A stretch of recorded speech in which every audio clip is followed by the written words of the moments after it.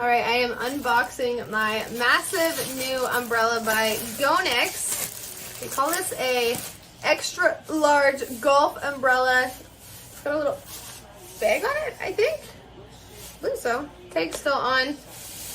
Nice foamy handle, nice and large. We've got a little bit of tape down there. I think it's some bad luck if I open this inside, aren't I? I hope not. Better be just a myth. Okay, so yeah, so that outer piece is just a cover. Open it up. Should have enough space around here. Okay, so there's 2 ties on it.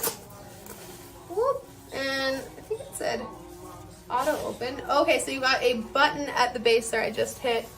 And you can see very large. Kind of messes with my lighting, but no, definitely high quality. Whoop. Does it stay closed? Yes, it does. And then you've got the Velcro to do it back up. Awesome little umbrella. I just did it in the black, but there is other colors if you check out the listing. Very cool.